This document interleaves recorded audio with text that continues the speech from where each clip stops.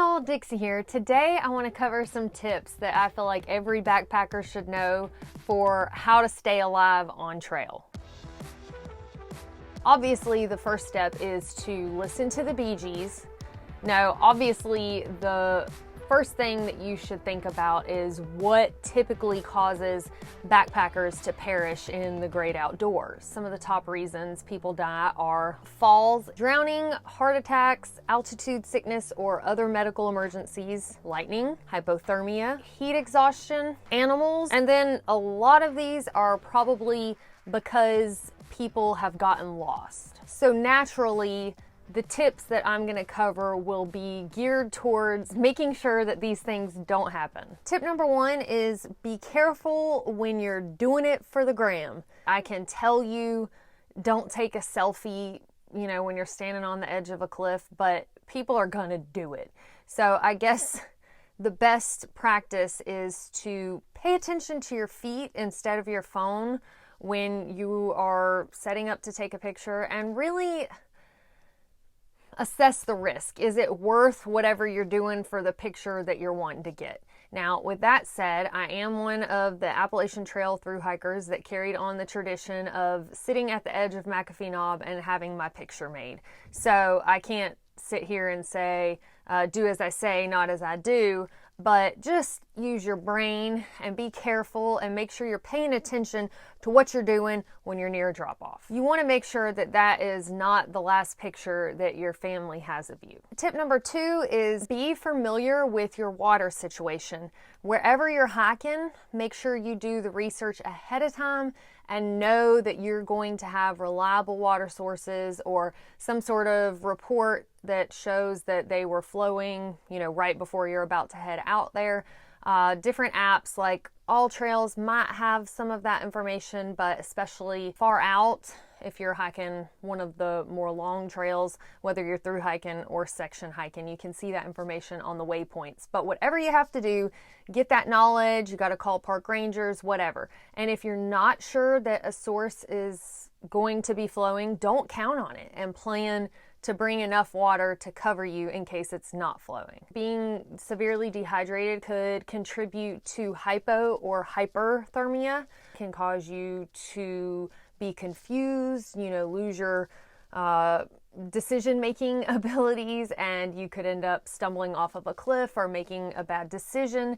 So making sure that you are drinking plenty of fluids, especially when you're up at higher elevations, is very important when you're in the backcountry. Some tips to help you stay hydrated: make sure that your water is easily accessible. So whether for you that's a tube with a bite valve or a bottle that you keep on your shoulder strap, they make little bungee deals to secure a bottle right there so you kind of can't forget about it because it's in your face.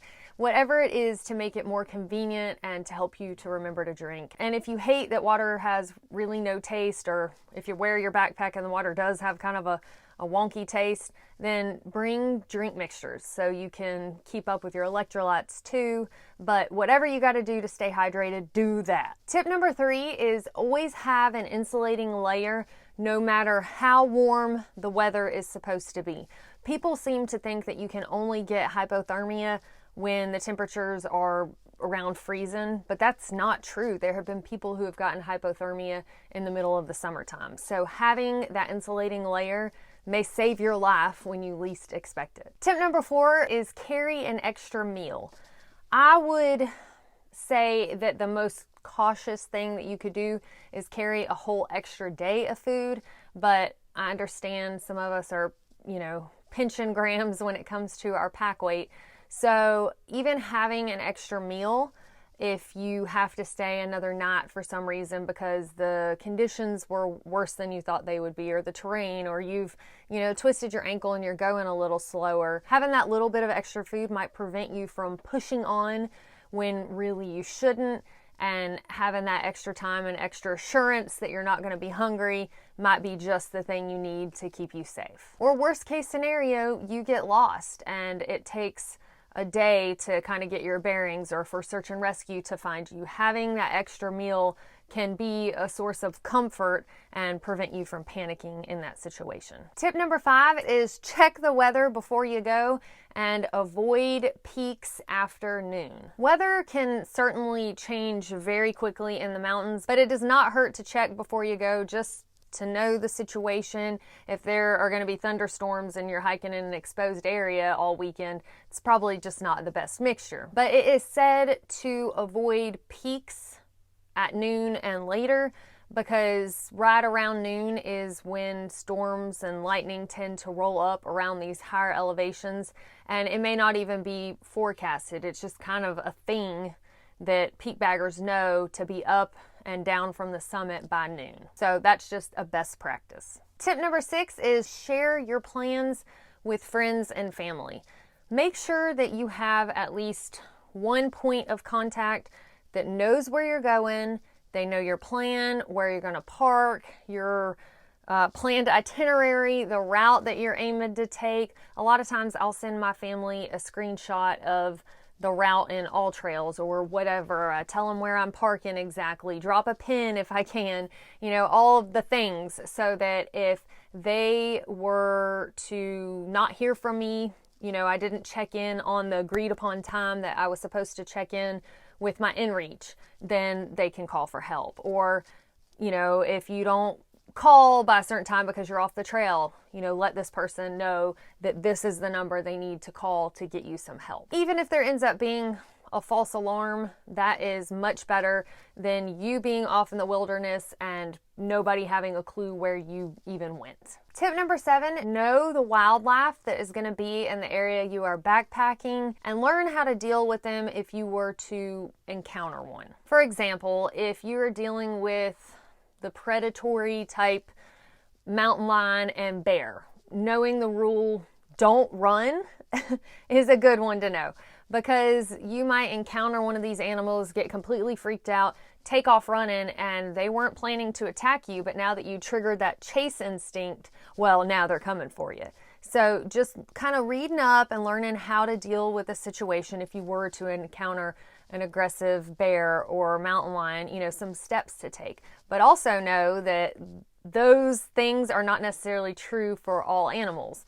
You can look on the opposite end of the spectrum at some of the herbivores like bison and moose. And those animals can be very aggressive, and they attack just as probably as many or potentially even more backpackers and hikers and visitors to the national parks than some of these predatory species do. And in that instance, if one of those guys is coming for you, you probably should take off. So again, just knowing where you're going to be, what lives there, and kind of how to coexist with those animals. Also, very important is food storage for when you're camping.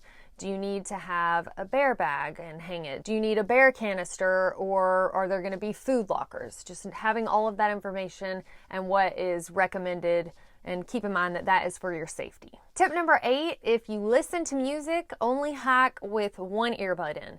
This is so you can be aware of your surroundings. You can hear humans coming up on you, or a rattlesnake rattling, or a rock slide, or whatever is around you that you need to be aware of. It's just much safer to be aware of your surroundings, and I do understand that people are going to listen to music. I do it myself, so just be cautious. Tip number 9 is carry and use a set of trekking poles.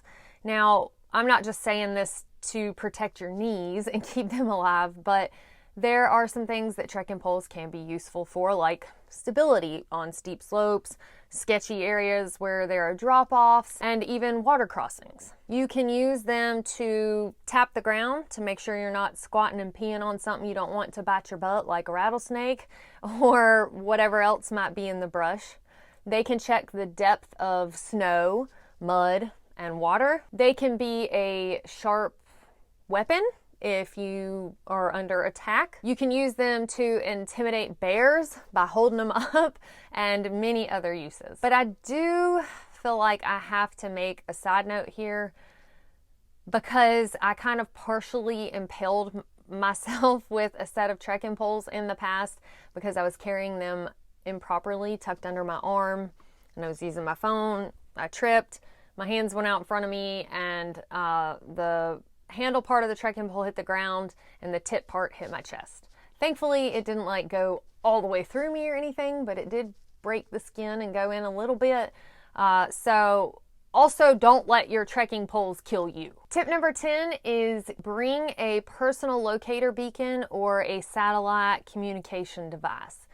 I cannot stress the importance of having something like this enough. I mean, this could be the one single thing that can save your life no matter the situation you're in.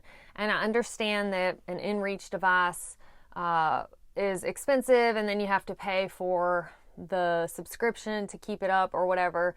But even having just a one-time use personal locator beacon and having the ability to let search and rescue know that you need emergency help could save your life, or somebody that you come across on the trail that's in dire need of help, and you get to save their life instead of just sitting there with them as they die. I can't express how grateful I was to be able to call for help when I needed it on trail, so just get one.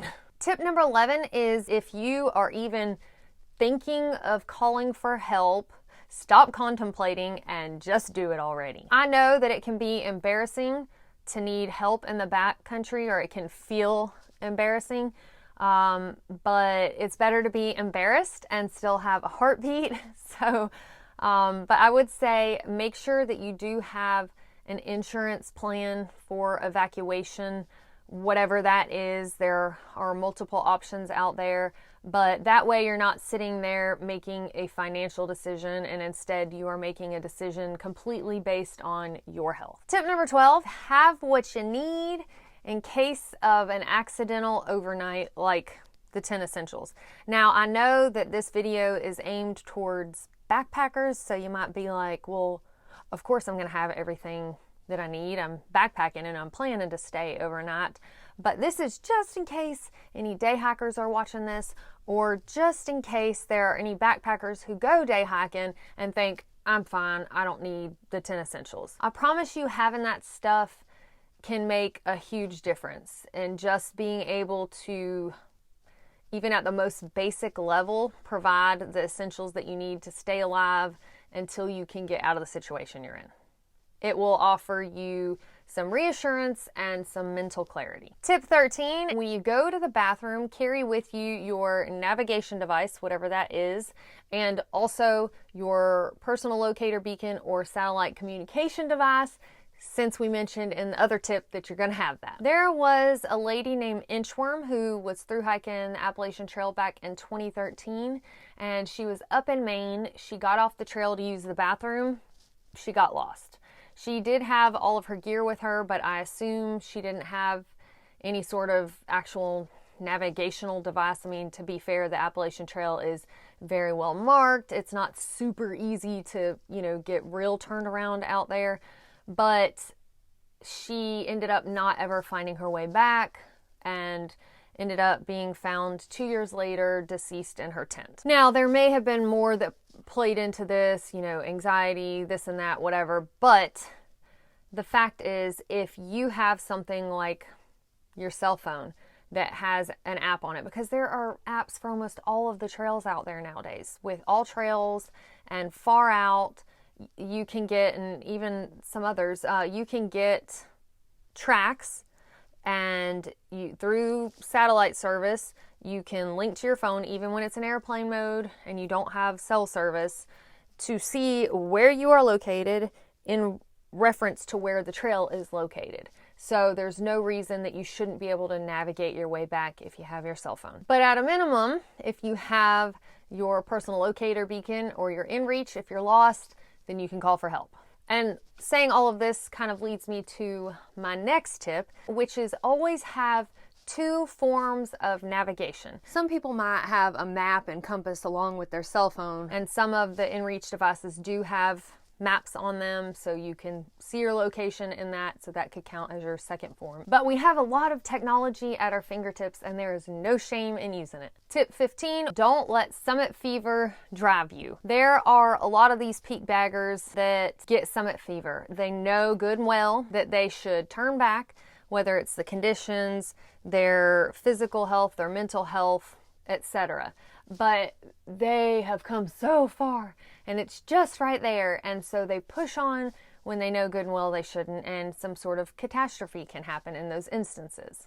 So this is not only applicable to bagging peaks, but also to completing a trip as a backpacker. You might think, well, I took off, and this is the only vacation I'm going to have this year. I paid several $100s in plane tickets and now I'm out here on this trip and, something doesn't feel right, but I want to press on because I'm not giving up this trip over something silly. And these are very similar thoughts to what I had when I was in the Sawtooth Mountains. I just had not had a whole lot of luck last year with backpacking trips in general, and I knew that the Sawtooth was just going to finally be a successful trip. And, I didn't feel so great starting out, but even while I was sitting there about to push the button, I'm thinking, man, I have put a lot of money and time and effort into this just to pull the plug on it. But there's a difference, yeah, that might be your one trip of the year, or you've put all these resources into it, but it doesn't matter if you end up dead. So you got to live to be able to go on another trip or enjoy another thing or make another dollar so you can spend it doing something you love. So always prioritize your health rather than the goal that you got in your sights. Tip 16, keep a check on your health. It's important to do the work and treat your body right, not only when you're out on the trail, but especially when you're off the trail.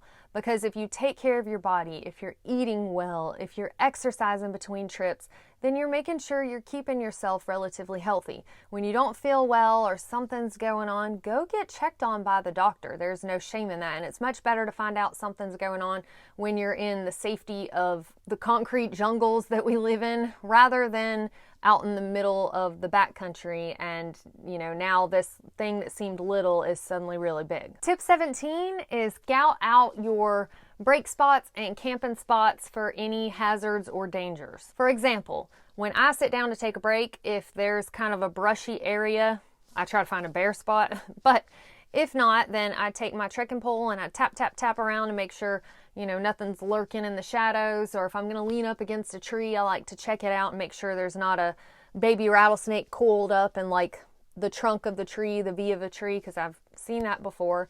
Also, look for widowmakers at your break spots and your camp spots. And if you're not familiar with what that is, it's kind of a cruel name, but it's like a dead branch or sometimes even a whole dead tree that can fall over at any given time, pop a man in the head, and now he's got a widow. Also in camping areas, especially out west, you might notice that in a very dry, desertous area, there's like a channel where it looks like a stream has flowed through at some point. Well, that stream can start flowing at any time because it could rain 100 miles away and waters rush down through there. And if you set up your camp, and it could just wash right through while you're sleeping and you die.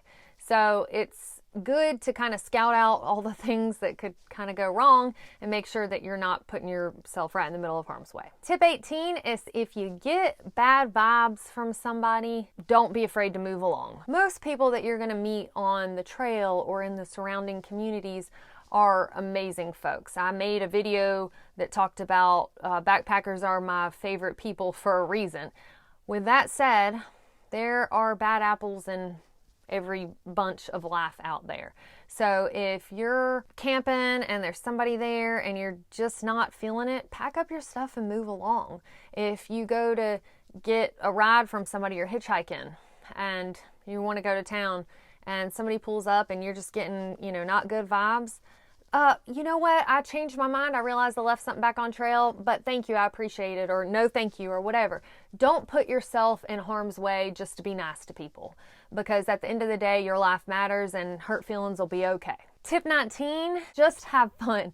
I feel like this whole video has been kind of like doom and gloom, so I wanted to end it on a light note, because chances are when you go on a backpacking trip, everything's going to go wonderfully. You're going to be fine. But I do think that it is good to consider some of the things to help you not get dead. All right, y'all. Well, that is all I have for you today on tips to make sure that you're staying alive out there. If you have any other tips that I forgot to mention in this video, please feel free to leave those in the comments below. I'm always happy to crowdsource this information. I usually do by making a post on social media. Anyway, thank y'all so much for watching. If you found this useful, don't forget to share with a friend, and we will see y'all next time.